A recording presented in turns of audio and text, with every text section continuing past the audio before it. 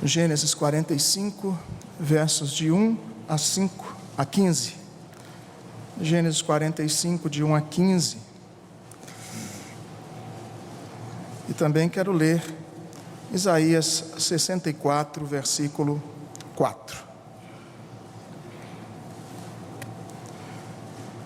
Isaías 64, versículo 4. E Gênesis 45, de 1 a 15. Primeiro, leitura de Gênesis, diz assim a palavra do Senhor. Então José, não podendo se conter diante de todos os que estavam com ele, bradou: fazei sair a todos da minha presença. E ninguém ficou com ele quando José se deu a conhecer a seus irmãos. E levantou a voz em choro, de maneira que os egípcios o ouviam e também a casa de Faraó. E disse a seus irmãos: eu sou José. Vive ainda meu pai? E seus irmãos não lhe puderam responder, porque ficaram atemorizados perante ele. Disse José a seus irmãos: agora chegai-vos a mim. E chegaram-se. Então disse: eu sou José, vosso irmão, a quem vendestes para o Egito. Agora, pois, não vos entristeçais, nem vos irriteis contra vós mesmos, por haverdes me vendido para cá. Porque para a conservação da vida, Deus me enviou adiante de vós. Já houve 2 anos de fome na terra, e ainda restam 5 anos em que não haverá lavoura nem colheita. Deus me enviou adiante de vós para conservar a vossa sucessão na terra e para vos preservar a vida por um grande livramento.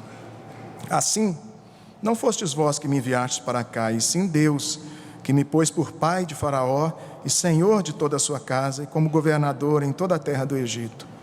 Apressai-vos, subi a meu pai, e dizei-lhe: assim manda dizer a teu filho José: Deus me pôs por senhor em toda a terra do Egito. Desce a mim e não te demores. Habitarás na terra de Gósen, e estarás perto de mim, tu, teus filhos e os filhos dos teus filhos, os teus rebanhos, teu gado e tudo quanto tens.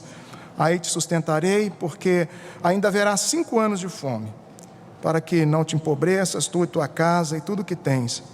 Eis que vedes por vós mesmos. E meu irmão Benjamim vê também que sou eu mesmo quem vos fala. Anunciai a meu pai toda a minha glória no Egito, e tudo o que tendes visto. Apressai-vos e fazei descer meu pai para cá. E lançando-se ao pescoço de Benjamim, seu irmão, chorou, e abraçado com ele, chorou também Benjamim. José beijou a todos seus irmãos, e chorou sobre eles. Depois, seus irmãos falaram com ele. Amém. Isaías 64, 4.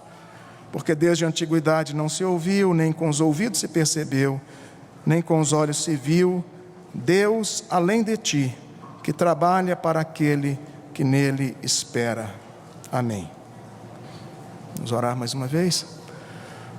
Pai querido, diante da tua palavra nós nos encontramos e já temos ouvido a tua voz, pelas leituras que fizemos, pelos cânticos entoados em teu nome, pelas orações, por tudo aquilo que temos feito aqui neste lugar, neste momento de culto e adoração.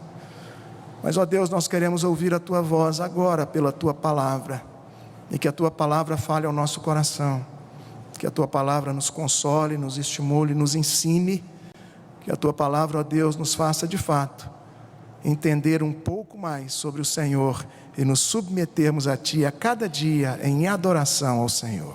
Livra-nos do mal, perdoa os nossos pecados e usa, ó Deus, com graça e misericórdia o teu servo, em nome de Jesus. Amém. Há uma pergunta na vida de muitas pessoas, e por que não dizer da humanidade como um todo, dizendo: de onde procedem tantas coisas ruins neste mundo? Por outro lado, de onde procedem tantas coisas boas e as maravilhas que vemos? Qual a origem de tudo? De onde viemos? O que estamos fazendo aqui? Para onde vamos? São várias as indagações e várias as respostas. No século XIX, houve uma linha de pensamento chamada deísmo, que diz: Deus é aquele que criou todas as coisas, mas que se ausentou e que deixou o mundo por conta própria. E Deus passou a não interferir mais. Depois da sua criação, Ele entregou o mundo para que o mundo siga os seus passos, e se as pessoas promoverem o bem, viverão bem, se promoverem o mal, viverão mal, e por assim por diante. E Deus não estaria interferindo na vida das pessoas, na criação, e nada absolutamente deste mundo. Mas vemos que isso é totalmente contrário, avesso à palavra de Deus. Enquanto muita gente crê que somos governados pelo acaso, pela sorte ou pelo azar, enquanto tem muita gente que crê no fatalismo, dizendo tudo que tem que ser, será. E as músicas que vemos também relatam isso, os livros, os filmes e por aí vai. Nós vemos que Titãs canta uma música dizendo que o acaso vai nos proteger. E tem gente que ainda confia que é realmente obra do acaso, tudo que acontece em sua vida, e até a proteção sobre a sua vida. Quando nós olhamos para a palavra de Deus, nós vemos que não é assim. Nós encontramos um Deus providente, um Deus que governa sobre todas as coisas, um Deus que preserva todas as coisas sob o seu cuidado, e um Deus que age de forma muito especial, direta, justa, sábia, em todo o mundo, nas coisas criadas, nas circunstâncias e na vida pessoal de cada um de nós. Nós encontramos essa interferência de Deus, e Deus interfere porque Ele tem um plano. Esse plano não é frustrado, e esse plano visa glorificar o nome dEle e beneficiar os seus filhos. Irmãos, nós precisamos entender um pouco mais sobre esse caráter de Deus e passar a viver de forma a agradar esse Deus naquilo que fazemos, naquilo que pensamos. É isso que queremos conversar nesta manhã.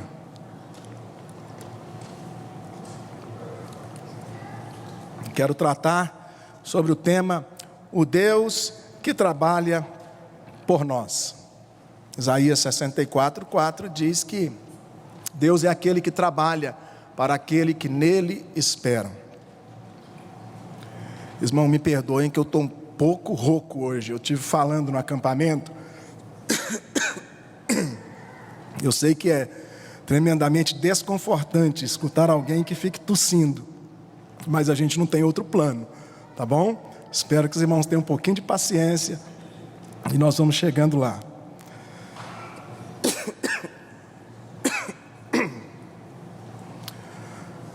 Olhando para a vida de José, esse é o personagem que queremos conversar nesta manhã.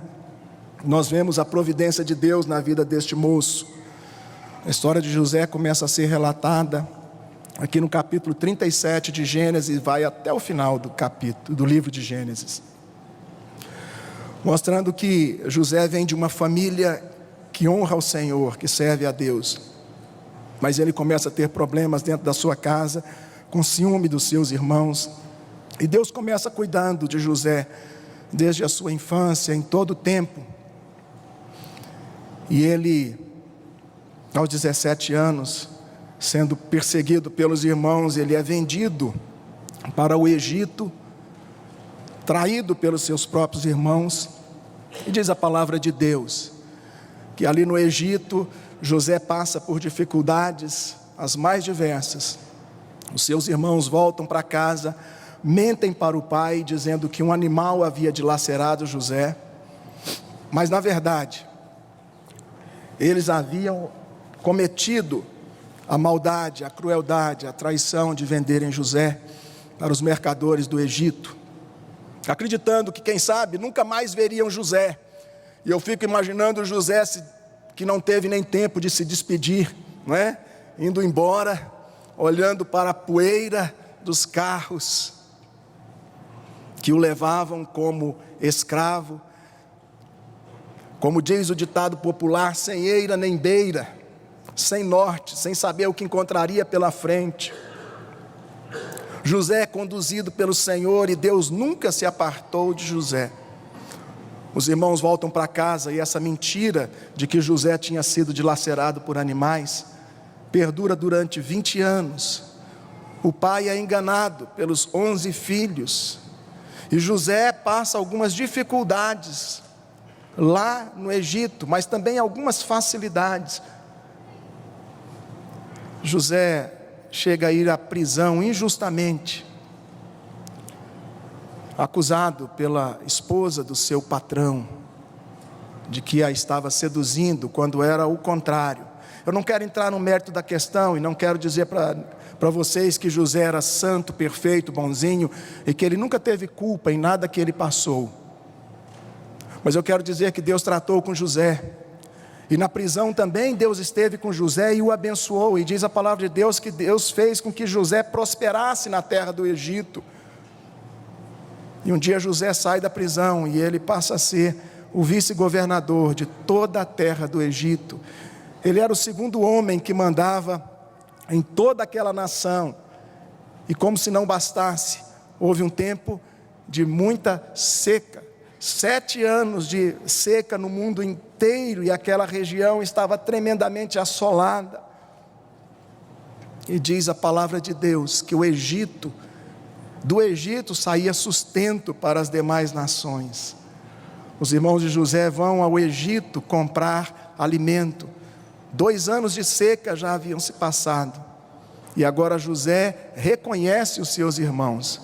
Depois de algumas idas e vindas, porque José não se revela a eles de imediato, eu creio que José até se preparou para esse conhecimento, onde ele vai se revelar aos seus irmãos.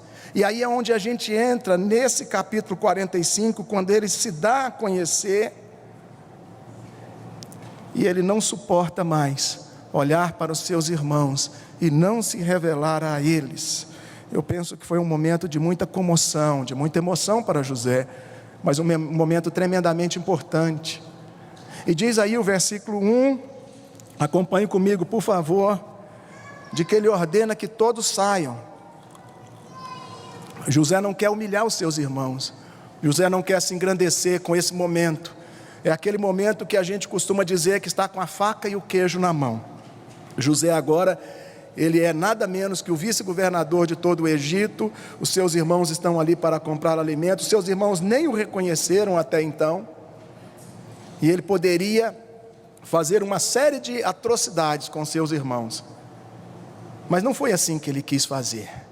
Primeiro ele manda que todos saíssem e ele ficasse sozinho, e ali ele se revela. Versículo 2 nos diz que ele chorou muitíssimo, e ele chorou compulsivamente, mostrando que José na verdade amava seus irmãos, e ele os havia perdoado de fato. O choro era tão alto que os egípcios conseguiam ouvir do lado de fora.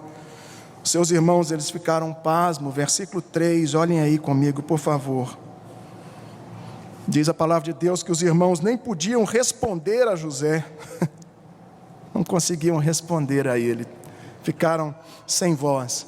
E aí a gente entra nos versículos 4 a 15, que é onde nós queremos conversar um pouco mais, aonde José vai consolar os seus irmãos, aonde José vai mostrar que a mão de Deus esteve sobre todas as coisas, e aonde ele vai fazer com que os seus irmãos se acalmem um pouco, e a partir daí é que os seus irmãos vão poder conversar com ele, vão soltar a voz.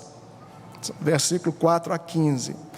E depois o final nós não lemos, não vamos ler, não vamos meditar nesta manhã, mas para que vocês entendam a história do 16 até o 28, Faraó toma conhecimento da chegada dos irmãos de José, Faraó os acolhe, Faraó libera para eles trabalho e apresenta então todos os seus benefícios aos irmãos de José, diz que não há problema, e José faz questão de preparar carros, preparar mantimentos, preparar tudo o que eles precisavam para irem buscar o seu pai em Canaã e voltarem ao Egito. Diz a palavra de Deus que eles levaram o melhor do Egito.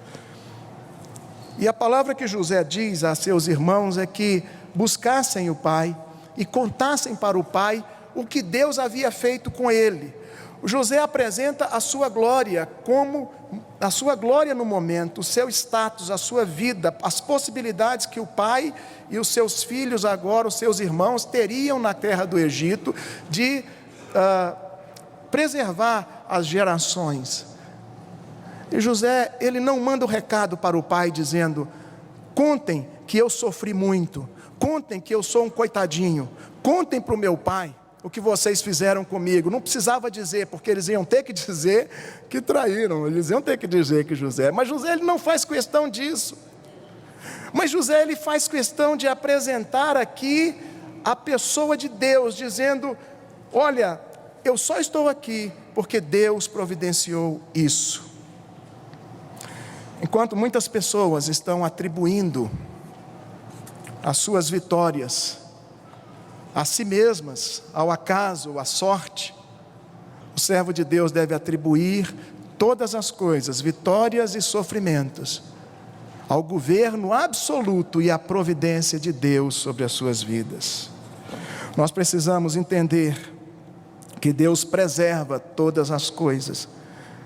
E quando a gente entra nesse bloco, que eu quero ficar nele, do 4 a 15, quando José vai contar a seus irmãos tudo o que aconteceu e consolá-los, ele apresenta de imediato a figura de Deus, dizendo: cheguem aqui, versículo 4. E ele se apresenta dizendo: eu sou José, a quem vocês venderam para o Egito.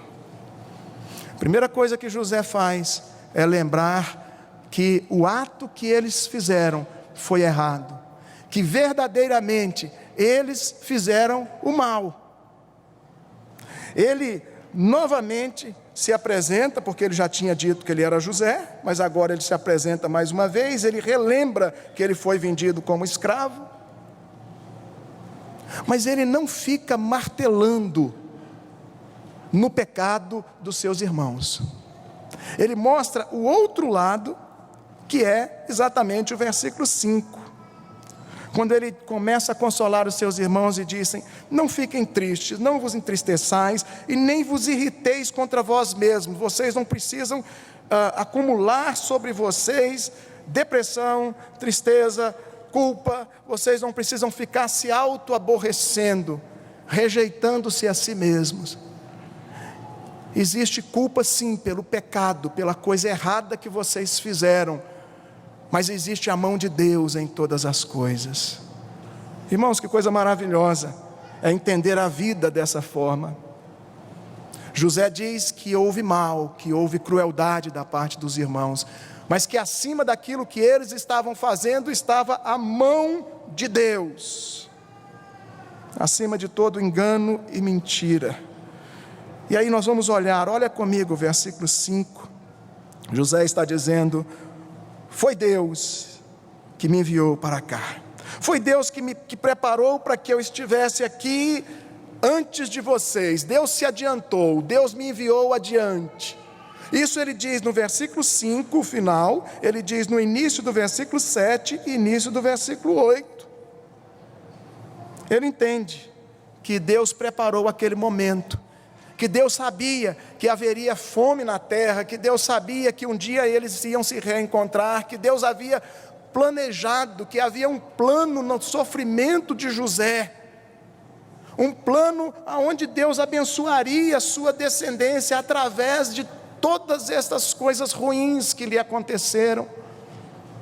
Irmãos, que coisa tremenda é poder olhar para a nossa vida, olhar para os dissabores, olhar para as tristezas, olhar para as decepções, olhar para as traições, olhar para as coisas que as pessoas fazem e fizeram conosco, olhar para as circunstâncias ruins à nossa volta e entender que Deus está no controle. Que coisa maravilhosa é você acordar e se lembrar que a sua vida tem sido preservada por Deus, que todas as coisas que você possui e tudo que existe neste mundo está preservado, não porque somos alguma coisa, não porque podemos alguma coisa, não porque a ciência está governando todas as coisas, sustentando o universo, nada disso.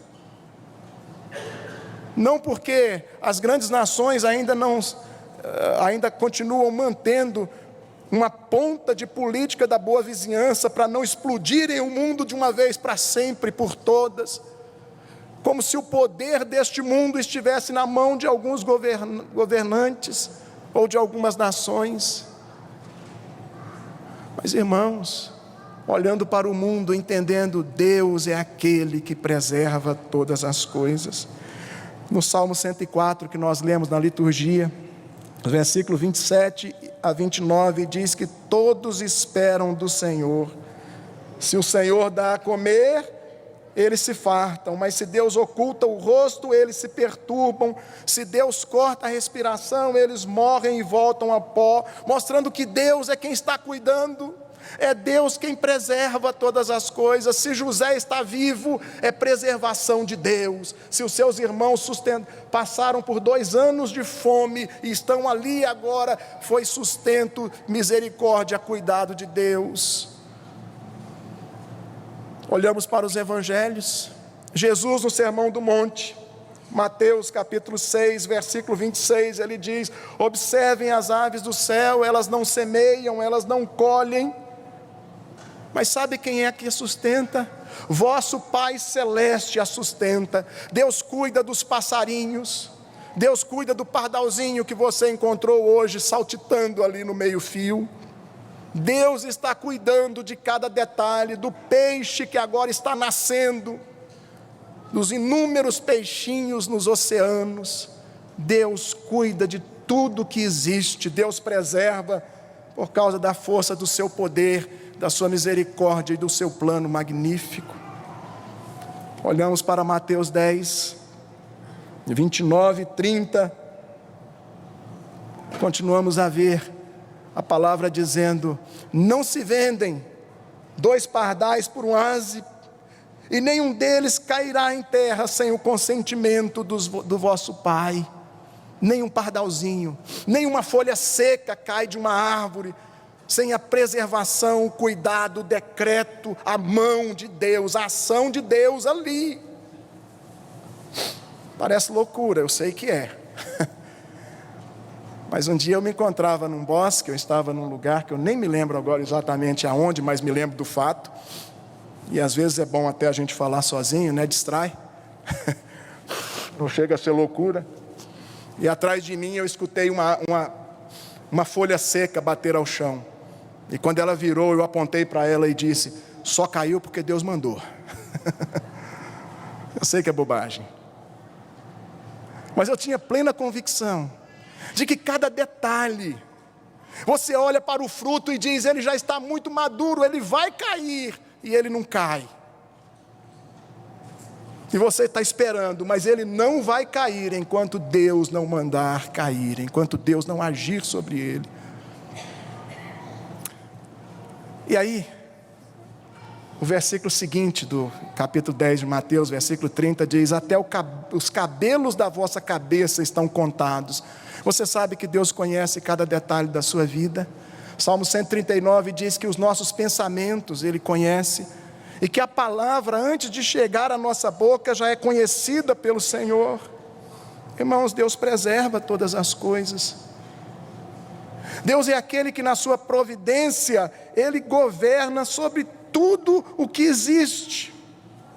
Você crê nisso? Você crê que não são os homens que governam a situação do nosso país, apesar de serem usados, serem instrumentos de Deus? Você entende que Deus está vivo e ativo no planeta Terra? Efésios 1, versículo 12, diz que Deus age, Deus guia os eventos do mundo para um determinado fim, e diz que esse fim é o beneplácito de sua vontade. Versículo 12 de Efésios 1, diz que é para louvor da sua glória. Louvor da sua glória. Irmãos, nós precisamos entender que Deus não abre mão do seu governo. Desde a antiguidade não se ouviu, nem com os ouvidos se percebeu, nem com os olhos se viu, Deus além de ti que trabalha para aquele que nele espera. E você pode perguntar: pastor, Deus é aquele que preserva, Deus é aquele que governa e Deus é aquele que age. Mas como é que ele age? Ele age apenas nos homens bons para coisas boas, ou ele age em homens ruins para coisas ruins? Ou ele age em homens bons para fazer o errado, ou ele age em homens ruins para fazer o que é bom? Deus não tem limite de ação. Você precisa entender isso, nós precisamos entender. Irmãos, não quero que ninguém saia daqui pensando que esse concursos de Deus, que a teologia chama de concursos de Deus, ou concorrência de Deus, que é parte da sua providência, que seja dividido com o homem, no sentido de que 50% é obra do homem, 50% é obra de Deus. Não, Deus está sobre tudo. Agora Deus usa sim, Deus permite e Deus faz com que aconteça. Deus endureceu o coração de Faraó. Deus agiu na vida de Nabucodonosor. Deus usou nações pagãs para trazer juízo sobre o seu povo, é a mão de Deus. Deus usou Ciro e chamou Ciro de ser ungido para beneficiar o povo de Deus. Deus faz o que Ele quer com o que é dele, mas entenda que Deus está agindo.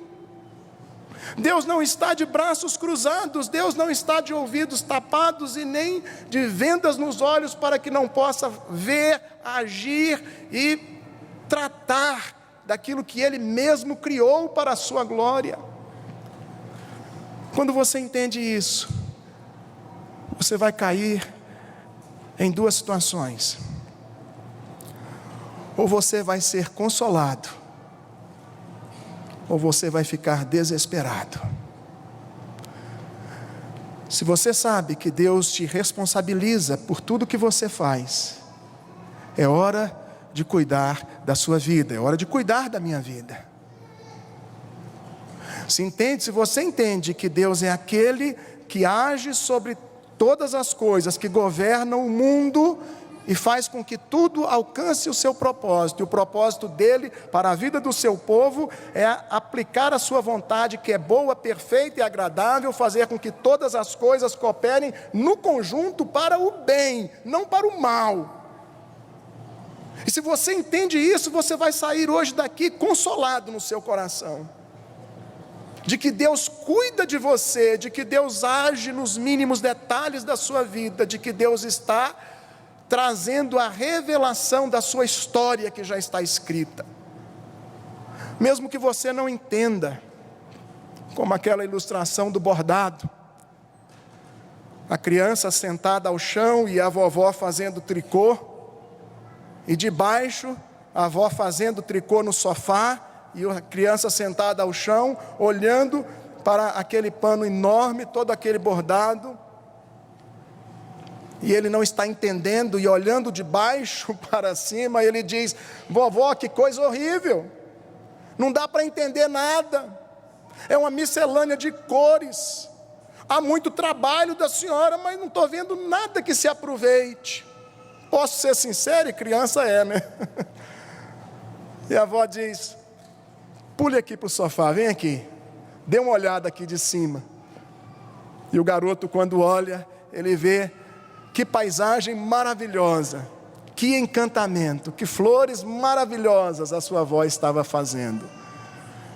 Irmãos, nem sempre nós entendemos a vontade de Deus, nem sempre nós entendemos porque Deus está permitindo certas coisas e porque Deus está agindo deste jeito.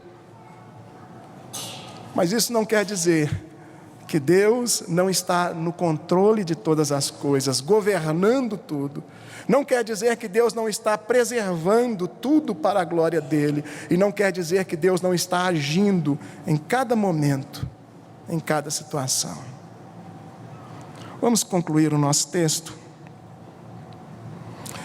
Versículo 5. José diz mais uma vez que Deus o enviou para o Egito, que Deus o havia levado para aquela terra, que Deus havia cuidado de cada detalhe, providenciando aquele momento para que eles se reencontrassem. Agora, ele diz: foi para preservar a vida que Deus me enviou a vós. Vocês estão acompanhando aí no versículo 5? Aqui José tem plena consciência de que na providência de Deus, Deus é aquele que preserva todas as coisas, e que ele só está vivo porque Deus o preservou. José tinha consciência de que o que estava acontecendo com ele era para a bênção dele, da sua casa. Talvez no momento José não entendia isso. Quando José foi embora, sob as poeiras dos carros dos egípcios, José poderia ter nutrido no seu coração uma mágoa, uma ira, uma revolta muito grande. Chegar naquele país desconhecido e imaginar, quem sabe, que nunca mais poderia ver seu pai, seus irmãos. Quantas coisas José pode ter passado durante esses 20 anos. Irmãos, agora José reconhece. A Bíblia não diz que ele tenha passado por esses momentos de revolta contra o Senhor. Mas aqui diz que ele reconhece a mão de Deus. Versículo 7. Ele diz que Deus o enviou para conservar descendência na terra. E diz que Deus estava livrando por um grande livramento. Agora ele reconhece isso. Versículo 8, mais uma vez, ele diz: não foram vocês. Vejam aqui, não foram vocês, foi Deus. Foi Deus quem agiu. Quando ele manda o recado para o seu pai, o foco do recado não são as calamidades e sofrimentos que ele enfrentou.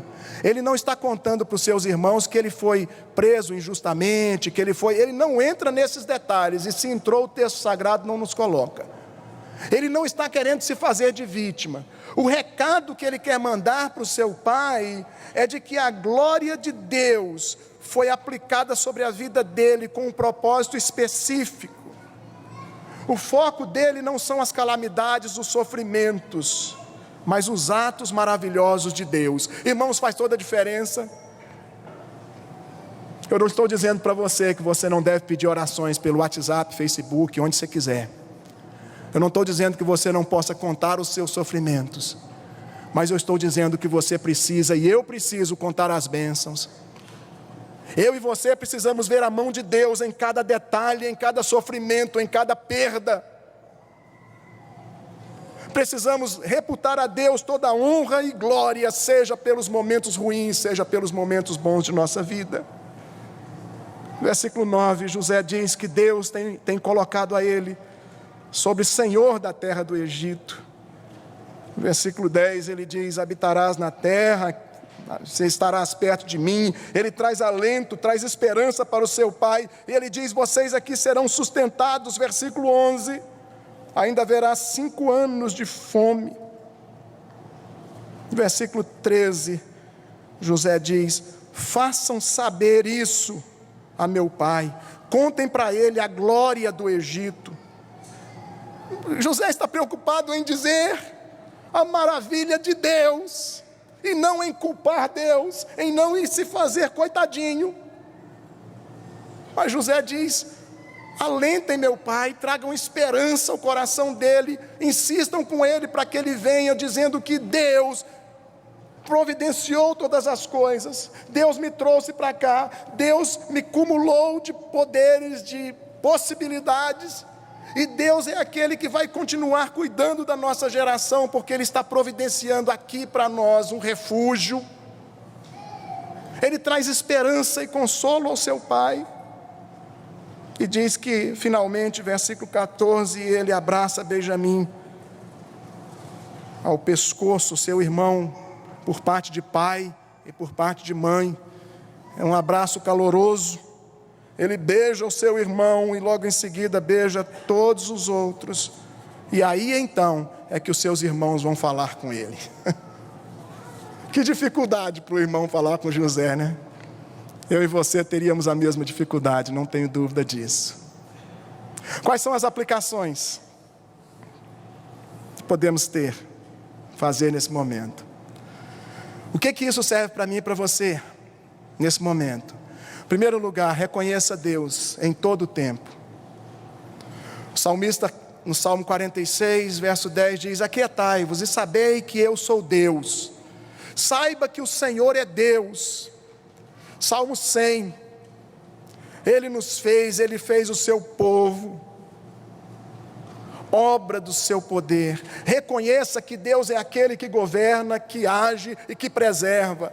Coloque a Deus no devido lugar aonde Ele está, mas entenda isso na sua vida, que você não é obra do acaso, da sorte, nem do fatalismo, mas você é obra do governo, da preservação e da ação de Deus. Reconheça Deus na sua vida. Segundo lugar, em momentos de sofrimento, de tensão, de angústia, de dor, de decepções, em momentos de calamidade, lembre-se da providência de Deus. Lembre-se que Deus não está longe de nós. Lembre-se de que Deus não perdeu o governo, de que Deus não perdeu o controle, de que Deus não deixou de preservar, de agir, de providenciar meios para todos nós e vai continuar providenciando. Lembre-se de que Deus está agindo, mesmo que você não entenda, que você não perceba, que você não saiba. Em momentos de dor, lembre-se do cuidado de Deus. Em terceiro lugar, em momentos de alegria, em momentos de vitória, aonde você já conseguiu, quem sabe, grande parte daquilo que você intenta para se dizer uma pessoa realizada, e você diz: nossa, que maravilha, eu cheguei aonde eu queria. E tantos momentos da vida a gente se encontra assim, depois a gente fala que nada, tem tanta coisa pela frente. Algumas pessoas, quando se tornam avô e avó, dizem: agora pode me levar, Deus, agora já chegou minha hora. Ah, puxa vida, quanto sofri, agora sim, agora com meu netinho, agora minha neta, está resolvido. Deus. Não, muitos passam dos 100 anos e muito. Irmãos, Deus é que sabe o momento, mas no momento em que você está tão feliz como José estava, tendo, quem sabe, a faca e o queijo na mão, quando você pode até mesmo ser tentado a se orgulhar, cuidado, não se vanglorie, dê glórias a Deus, continue reputando ao Senhor toda a honra e glória, continue se lembrando da providência de Deus, continue dizendo no seu coração e para as pessoas à sua volta que você só é o que você é, você só tem os títulos que você tem, você só tem a formatura que você tem, você só tem o emprego que você tem, você só tem o marido, a esposa que você tem, os filhos que você tem, os bens que você tem, e qualquer outra coisa, pela misericórdia de Deus. Você só está onde você está pela misericórdia de Deus. Você só é salvo em Cristo Jesus e tem a possibilidade de estar aqui hoje pela graça de Deus. Reconheça isso. E em último lugar, viva dessa forma. Viva dessa forma, entendendo a providência de Deus, e ensine a outros que vieram hoje, que não vieram, que estão com você no seu trabalho, na sua casa, por onde você passar. Ensine a outras pessoas que nós não estamos na mão do acaso, do destino e nem do fatalismo. Conte isso para as pessoas, viva dessa forma e ensine a outros, crentes e descrentes. Quando você fizer isso, você vai estar pregando o Evangelho e consolando muitos corações. Tem muita gente que ama o Senhor, mas que tem vivido em tremenda depressão e angústia, pensando que Deus se esqueceu dele. Consolemos uns aos outros com essa palavra, e que seja tudo para a glória do Senhor. Que Deus nos abençoe. Amém.